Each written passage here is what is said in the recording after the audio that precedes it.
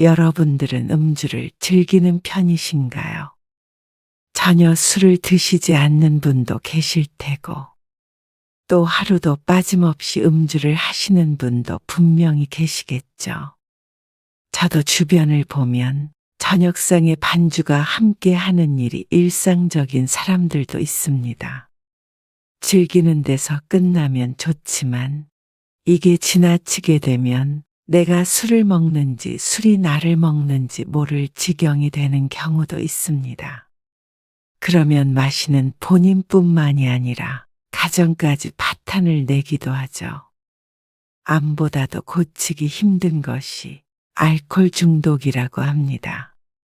여러분들 가까이엔 이런 일이 없는지, 여러분들이라면 어떻게 했을지, 오늘 이야기를 들으며 생각해 보시면 좋을 것 같습니다.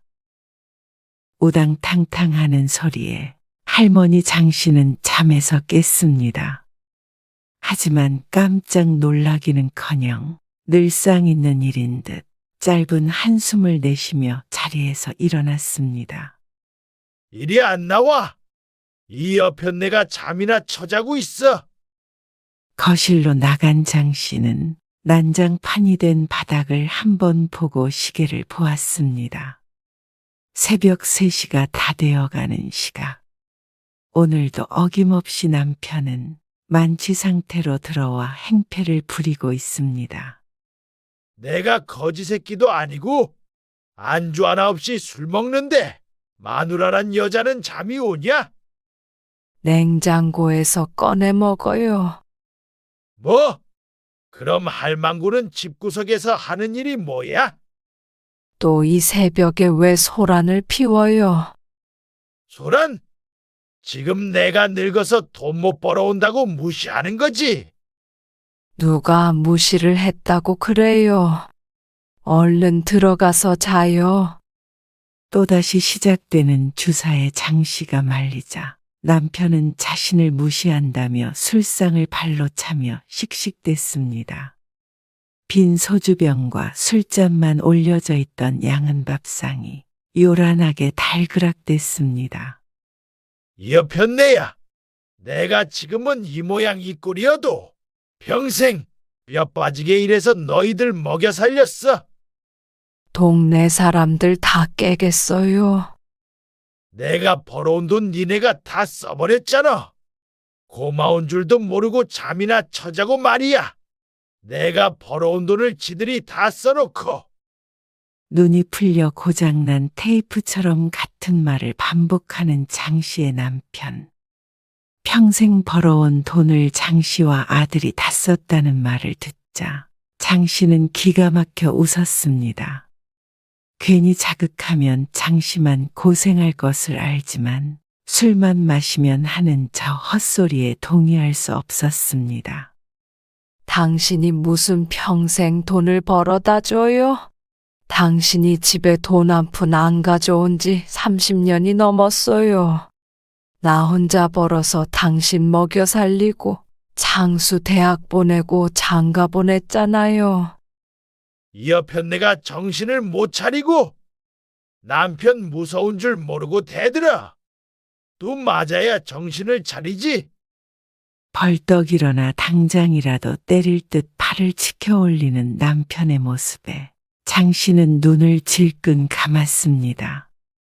남편은 제 몸도 못 가누고 휘청거렸습니다. 안 되겠다.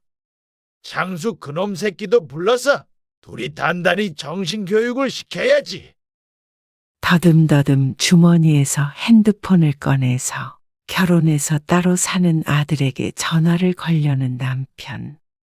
아직도 아들이 자신이 괴롭히던 어린아이인 줄 아는 것인지 그런 남편을 장씨가 뜯어말렸습니다. 지금 새벽 3시예요. 어디다 전화를 거는 거예요? 새벽 3시든 4시든 당장 튀어오라 그래. 술 좀 곱게 마셔요.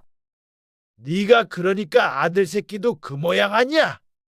장가 갔다고 코빼기도 안 비추고 말이야. 아주 싸가지가 없어. 둘이 쌍으로 똑같아. 끝까지 전화를 걸려는 통에 장 씨가 팔을 붙잡고 늘어지자 남편은 팔을 크게 휘둘렀습니다. 억세게 맞은 장 씨가 짧은 비명을 지르며 자리에 쓰러졌습니다. 그러자 남편은 거기서 그치지 않고 넘어져 있는 장 씨에게 휘청거리며 발길질을 했습니다. 평생을 너희 때문에 희생한 가장을 존경할 줄을 몰라.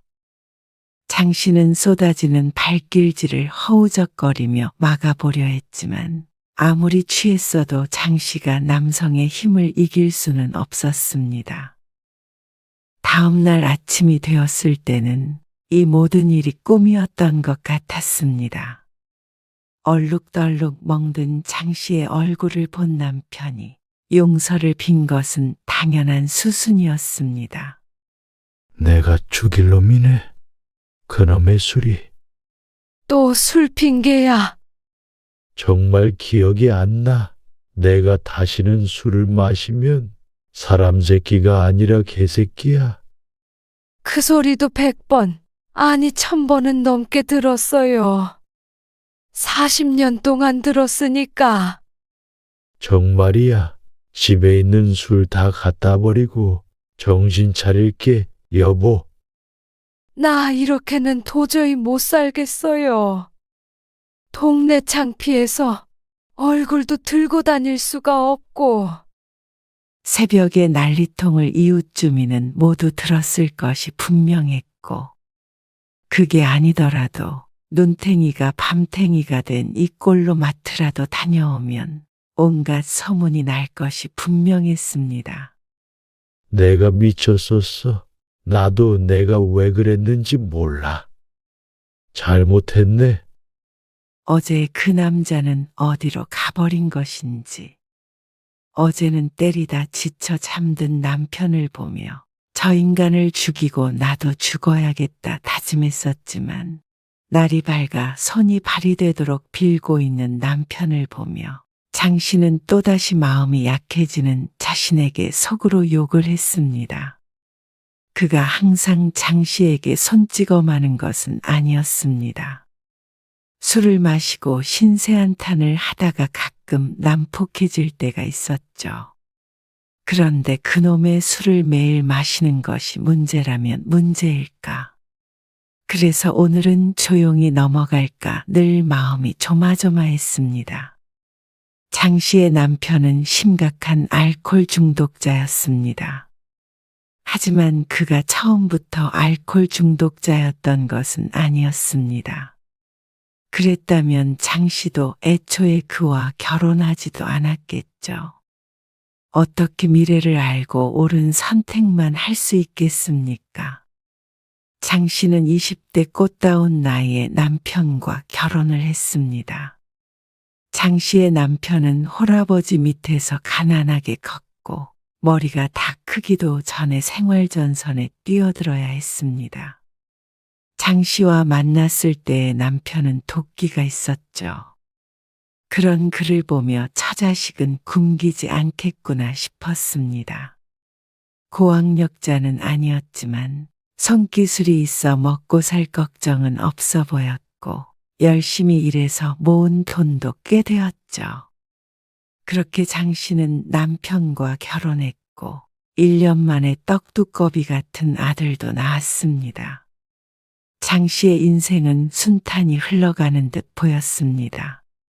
그 당시에도 남편은 술을 좋아하는 편이었는데 가끔씩 함께 일하는 사람들과 일주일에 한두 번 술자리를 갖는 것이 전부였죠. 하지만 일주일에 한두 번이 세네 번이 되고 집에서도 저녁 식사를 하면서 반주를 하는 것이 습관이 되더니 결국엔 일주일 내내 술 없인 살지 못하는 지경이 되었습니다. 그러다 보니 매일 술에 취해 있어 일을 나가는 날보다 나가지 않는 날이 많게 되었죠. 그러면 늘 만취가 되어 똑같은 레파토리가 시작이 됩니다. 너희를 먹여 살리느라 내 청춘 다 바쳤다. 그런데 내가 힘들게 번 돈을 너희가 다 써버렸잖냐? 신세 한탄은 장씨나 아들을 탓하는 것으로 끝이 나곤 했죠. 장씨는 남편이 술을 마시면 그의 속마음을 엿보는 기분이 들었습니다. 그래서 석상에서 우는 날도 많았는데 지금 생각해보면 그때는 오히려 행복한 것이었죠. 그러다 얼마 안가 술 좀 끊으라며 잔소리하는 장씨에게 손을 올렸고 필름이 끊긴 남편은 다음날 기억이 안 난다며 사과를 했습니다. 내가 요즘에 힘들어서 집에 와서 힘들다 어쩐다 하기도 그렇고 그래서 술 한 잔 두 잔 기울였더니 정말 미안해. 충격에 빠졌던 장씨도 한편으로는 바깥일 하는 남편을 알아주지 못해 마음이 아프기도 했고 남편이 너무나 괴로워하기에 용서를 해주었는데 그것이 두 번, 세 번 반복이 되자 단순한 실수가 아님을 뒤늦게 깨닫게 되었죠. 아들도 장씨와 함께 남편의 화풀이 대상이었습니다. 그가 밖에서 술을 마시고 들어오는 날이면 아들도 쉽게 잠들지 못하고 이불 속에서 벌벌 떨어야 했습니다. 아버지 오셨는데 이놈 자식은 나와보지도 않냐? 맞기도 많이 맞았고 아버지에 대한 아들의 증오도 깊어졌죠. 하지만 남편도 술을 마시지 않은 낮 동안은 대체로 멀쩡했기 때문에 그 사이에 장씨와 아들이 타일러도 보고 윽박도 질러보고 술을 끊을 수 있게끔 물심양면 도와보기도 했습니다. 본인도 술을 끊고 싶다며 괴로워하기도 했지만 결국엔 가족들 모두 두 손 두 발 들 수밖에 없었습니다. 술 먹고 행패만 부리면 그나마 양반이었습니다. 한 번 마시면 어찌나 많이 마시는지 살면서 그렇게 술을 많이 자주 마시는 사람은 들어본 적도 없었죠. 죽을 고비도 몇 번 넘겼습니다. 만취해서 라면을 끓여 먹겠다고 가스불을 켜놓았는데 잠든 것도 아니고 부엌이 홀랑 타도록 모르고 앉아서 술만 마시고 있었죠. 다행히 일찍 하교한 아들이 발견해서 불을 껐기에 망정이지. 집도 잃고 사람도 잃을 뻔했습니다. 아들은 군대에 다녀온 뒤 바로 독립을 했고 세월이 흘러 가정도 꾸렸습니다. 아들은 남편에게서 벗어났지만 장씨는 여전히 남편과 함께 살고 있었습니다.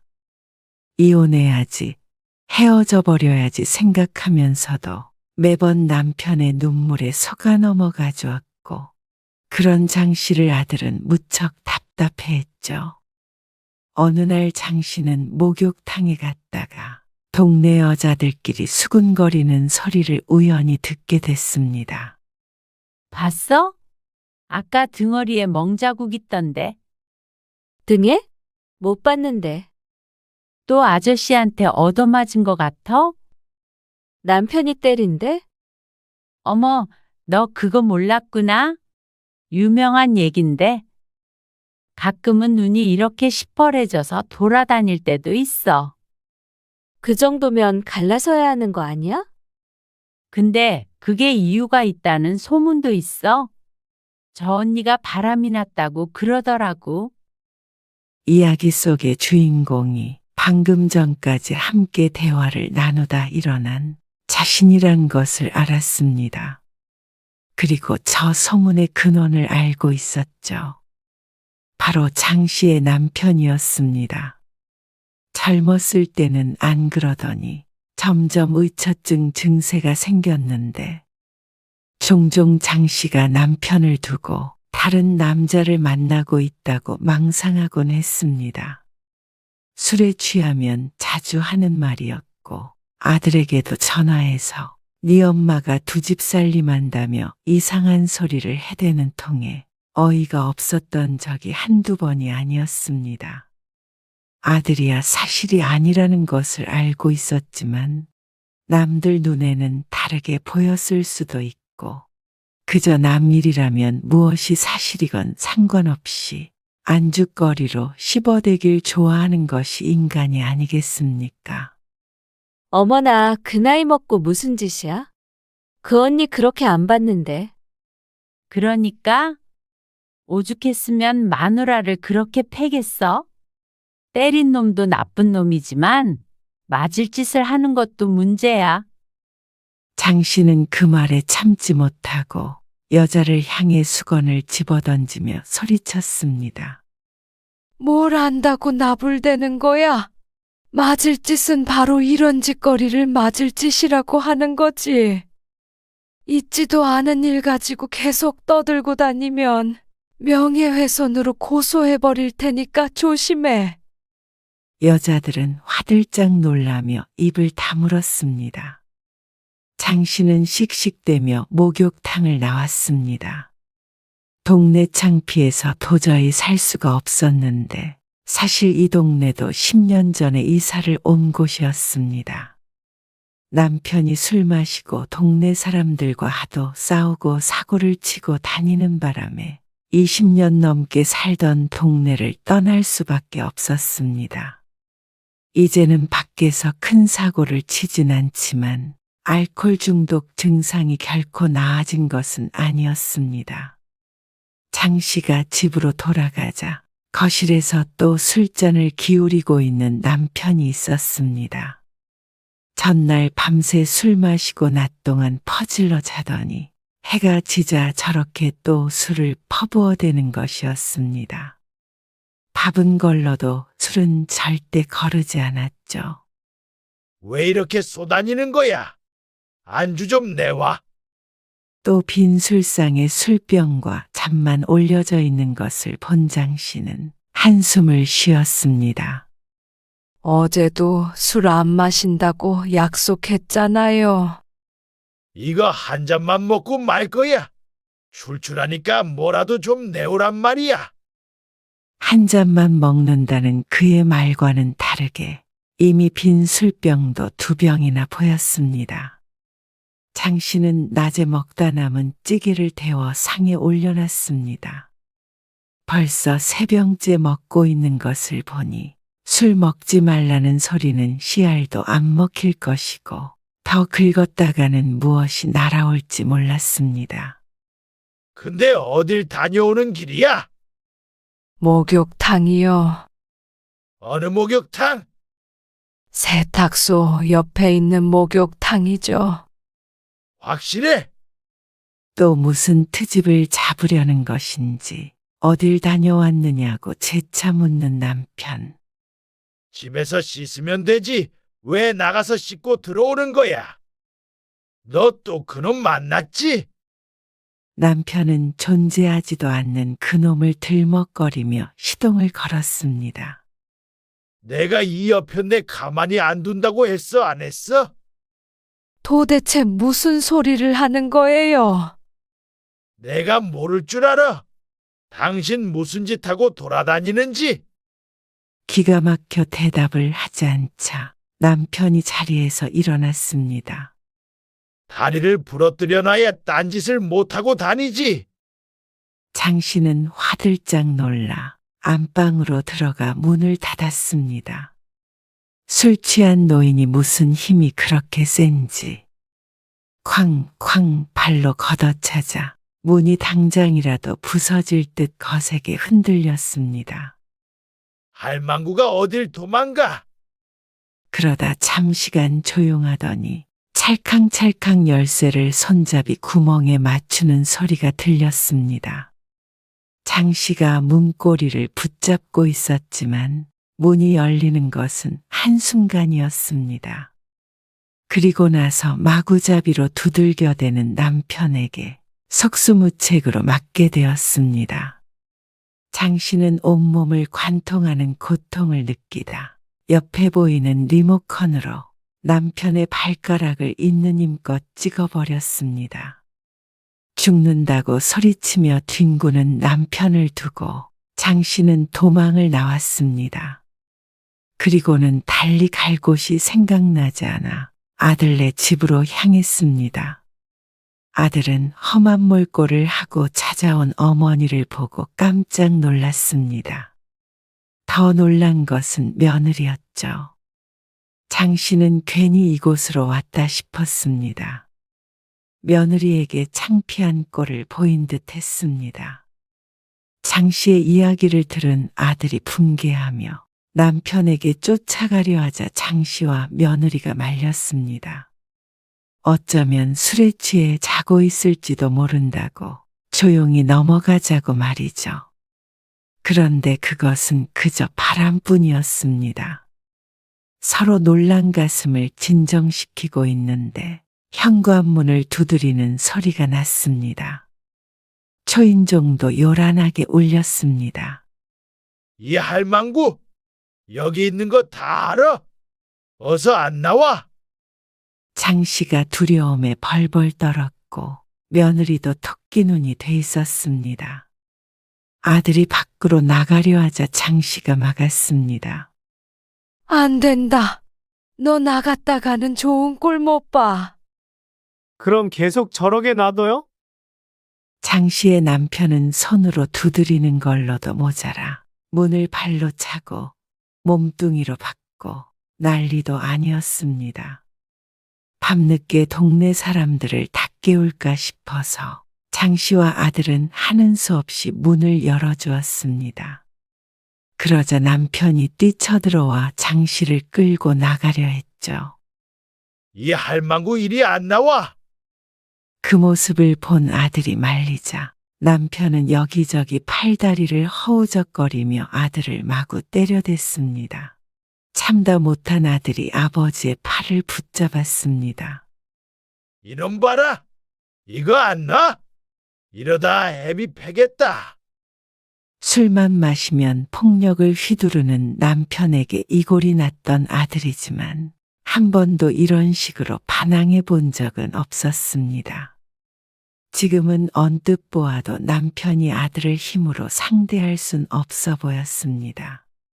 아들이 붙잡고 있던 남편의 팔을 내던져 버리자 남편이 볼썽사납게 나동그라졌습니다. 아구구! 천하에 불효자식이 다 있네. 아들놈이 하늘 같은 아버지를 팬다. 동네 사람들! 고래고래 소리지는 목소리에 굳이 부르지 않아도 동네 사람들은 이미 다 깨어 있을 듯 했습니다. 그리고 밤늦게 소란을 피우니 경찰이 출동하는 것은 당연한 수순이었죠. 장 씨와 아들이 경찰에게 자초지종을 설명했습니다. 저희가 알아서 할게요. 죄송합니다. 아들이 헛고생한 경찰과 이웃 주민들에게도 고개 숙여 사과했습니다. 경찰이 돌아가자 아들은 아버지를 이끌고 장 씨의 집으로 향했습니다. 네 엄마가 바람난 건 알고 있냐? 가는 내내 헛소리를 주절거리는 남편의 진절머리가 났습니다. 괜히 내가 너희 집으로 가서는 미안하다. 엄마가 왜 미안해? 때린 사람이 잘못이지. 뭐? 내가 괜히 때려? 이런 싸가지 없는 놈을 봤나? 또다시 날뛰는 남편 때문에 아들이 길에다 차를 세웠습니다. 아무리 말려도 소용이 없었습니다. 내가 이렇게 살아서 뭐하냐? 다 같이 죽자. 곽차에 들이받자.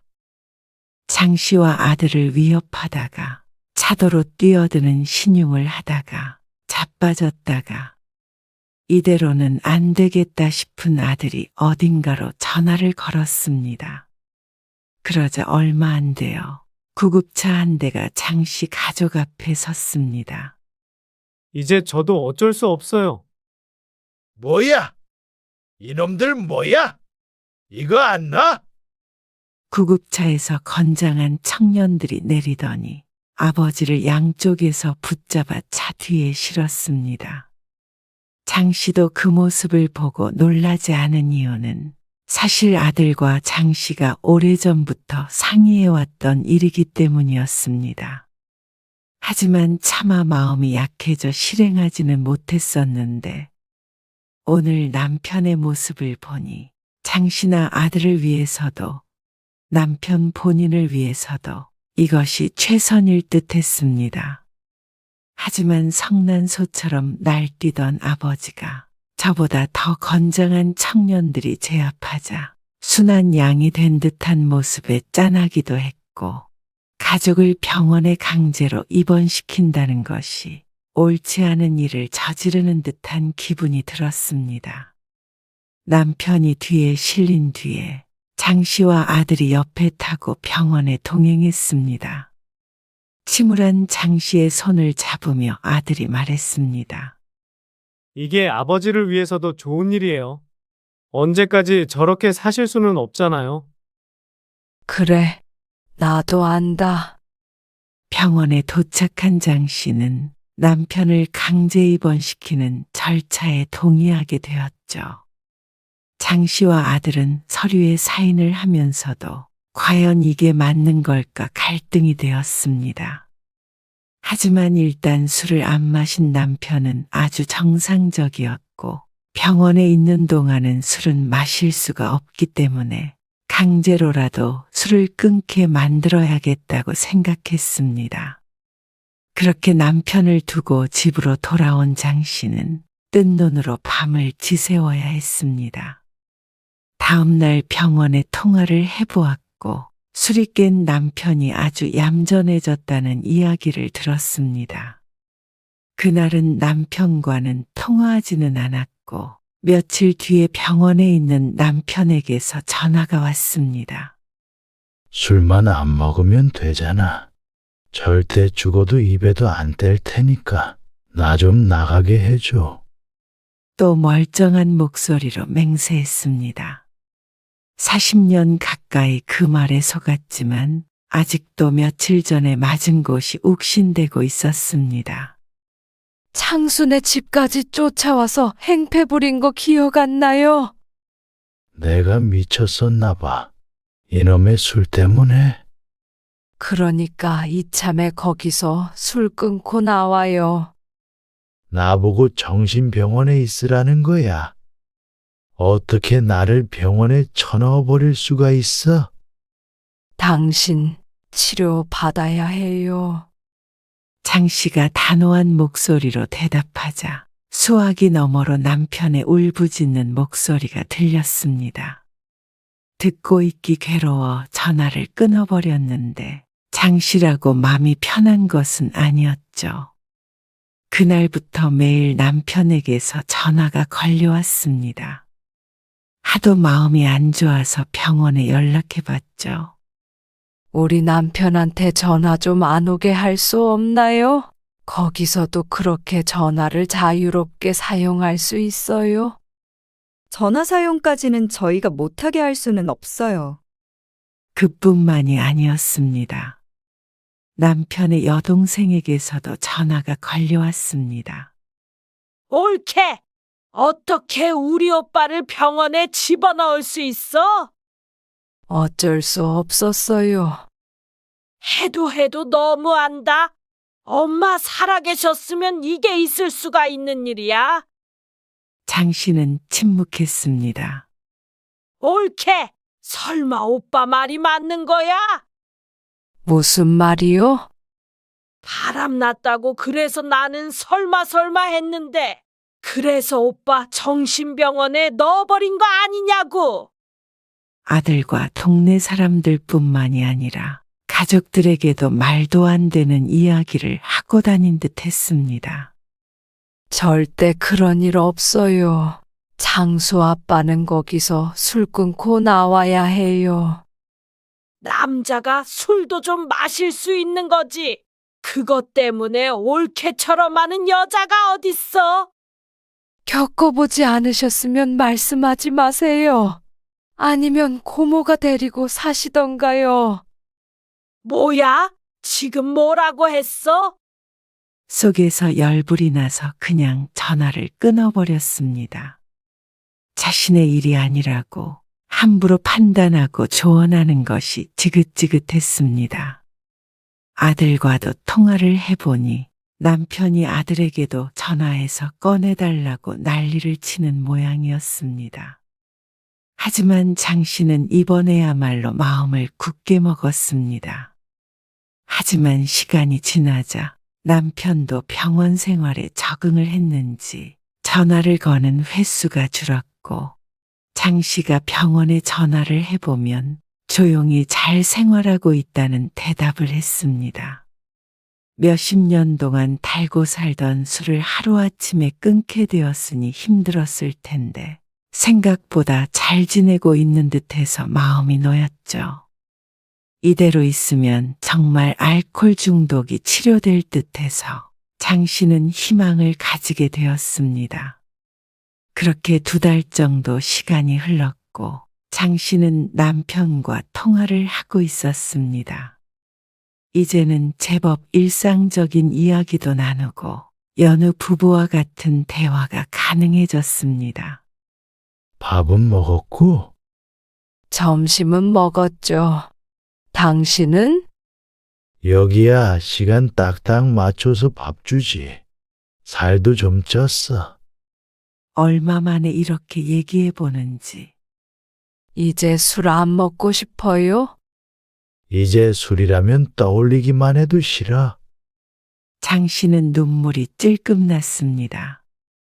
진작에 심각성을 알고 치료를 받았다면 그 긴 세월 동안 남편도 자신도 좀 더 나은 삶을 살 수 있지 않았을까 하는 후회도 되었습니다. 진작 좀 그렇게 끊어보지. 그러게나 말이야. 나도 후회돼. 처음엔 그냥 힘든 일을 마치고 한두 잔 먹는 게 좋았는데 나중에는 술을 마시면 모든 근심이 사라졌어. 어릴 때부터 힘들게 살다 보니까 그런 낙이 필요했던 것 같아. 가족들을 낙으로 삼고 살았어야 했는데 내가 뭐가 중요한지 모르고 살았어. 당신한테 너무 미안해. 그동안 힘들었지? 장 씨는 흘러나오는 눈물을 주체할 수 없었습니다. 당신한테 손찌검한 것도 내가 평생 죄값 받으면서 사죄하는 마음으로 살게. 그리고 창수 장가갈 때도 뭐 하나 해준 것도 없이 평생 못난 꼴만 보였네. 내가 나가게 된다면 당신 고생시켰던 목까지 내가 이제 정말 정신 차리고 열심히 살려고 해. 술만 마시면 늘 입에 달고 사는 게 사과였지만 이렇게 진지하고 진심 어린 사과를 받아본 것은 처음이었습니다. 지난 날을 후회하는 남편의 모습에 자신들의 처지가 무척 괴로워졌습니다. 젊은 날 남편을 처음 만났던 때가 떠올랐습니다. 가족을 위해서라면 무엇이든지 할 수 있을 것만 같았던 그 든든함. 술만 아니었다면 남편은 병원에 있을 것이 아니라 장 씨의 옆에서 함께 늙어가는 동반자가 되고 아들의 든든한 버팀목이 될 수 있었을 텐데. 미안해 여보. 나를 용서해줘. 장 씨와 남편은 그렇게 한참을 전화기를 붙잡고 울었습니다. 그러고 며칠 동안 장 씨는 생각에 빠졌죠. 아들과도 긴 상의를 했습니다. 2달 넘게 병원에서 금주했던 남편은 최근에 아들과의 통화에서도 미안함에 굉장히 힘들어했으며 다른 사람이 된 듯했다고 했죠. 또한 남편을 언제까지 그곳에 둘 수도 없기 때문에 장 씨와 아들은 남편을 퇴원시키기로 결심했습니다. 퇴원하고 거실에 앉아 서로 마주 앉은 장 씨와 남편과 아들. 식탁 위엔 빈 종이와 펜이 올려져 있었습니다. 내가 다시는 안 그러겠다고 각서를 써놓을란다. 무슨 각서까지 써요? 그래야 당신이랑 창수가 안심을 하지. 남편은 죽을 때까지 술을 마시지 않겠다고 스스로 각서를 쓰고 지장까지 찍어서 벽에 붙여 놓았습니다. 그리고 나서 남편은 몰라보게 달라졌습니다.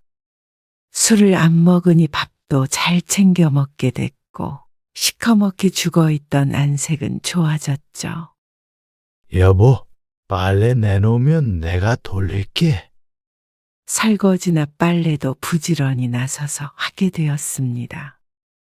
이제야 가정이 제대로 돌아가는 듯 했습니다. 장 씨는 근 40년 만에 살맛 나는 기분을 느꼈습니다. 그리고 이전보다 아들네와 왕래도 잦아졌습니다. 아들도 처음엔 걱정을 했지만 시간이 지나자 안심이 되는 듯 했죠. 아들과 며느리가 저녁 식사를 같이 하겠다며 찾아온 날이었습니다. 화기애애한 분위기 속에서 식사를 했고 아들이 쓰레기를 버려주겠다며 다용도실에서 분리수거할 쓰레기를 챙기고 있었습니다. 이게 뭐예요? 아들이 다용도실에서 갑자기 술병을 들고 나오는 것이었습니다. 왜 술병이? 장 씨가 중얼거리자 남편의 얼굴이 헬쑥해졌습니다. 이게 뭐예요? 그게 말이야. 아버지! 또 술 드셨어요? 그러더니 아들이 집안 이곳저곳을 뒤지기 시작했습니다. 그러자 안방에서도 까지 않은 술병이 나왔고 TV 뒤 소파 밑에서도 술병들이 튀어나왔습니다. 장 씨의 남편이 그동안 집안 여기저기에 술을 숨기고 장 씨가 외출한 사이에 몰래 먹고 있었던 것이었죠. 장 씨가 그 자리에서 주저앉았습니다. 그렇게 약속을 하더니 내가 앞으로 잘하겠다고 약속했잖아. 잘하면 되잖아. 그냥 한 잔씩만 마신 거야. 한 잔이 두 잔이 되고 두 잔이 세 잔이 되는 거예요. 여태까지 문제 없었잖아. 남편은 억울해 보였습니다. 술을 마시고도 가정에 충실했으니 면죄부를 달라는 듯 했죠. 장 씨와 아들이 비난하자 남편은 도리어 화를 냈습니다. 조금 먹은 거 가지고 이렇게 사람을 몰아세워. 왜? 또 정신병원에 집어넣어 버리게? 술이 문제가 아니라 그냥 날 가둬버리고 싶었던 거 아니야. 각서까지 쓴 거 잊었어요. 그래서 내가 조금만 먹는다잖아. 앞으로 문제도 안 일으킨다고. 병원에서 나온 지 얼마나 됐다고 벌써 그래요. 그럼 나는 도대체 무슨 낙으로 사냐? 이 나이에 술도 내 맘대로 못 먹게 해. 그냥 죽을 때까지 내 맘대로 좀 먹다 가게 놔둬. 소리치는 남편을 보며 장 씨와 아들은 망연자실했습니다. 다른 사람이 되었다고 기뻐했던 것이 모두 허상 같았습니다. 다시 자신을 가둘 것인지 묻는 남편. 하지만 지금 남편의 모습을 보면 영원히 가둬둘 것이 아니면 병원은 임시방편일 뿐인 듯 했습니다. 그냥 저렇게 마음껏 술 마시게 두고 장 씨가 떠나야 할지, 또다시 치료를 해보아야 할지, 장 씨도 아들도 쉽사리 입을 떼지 못했습니다.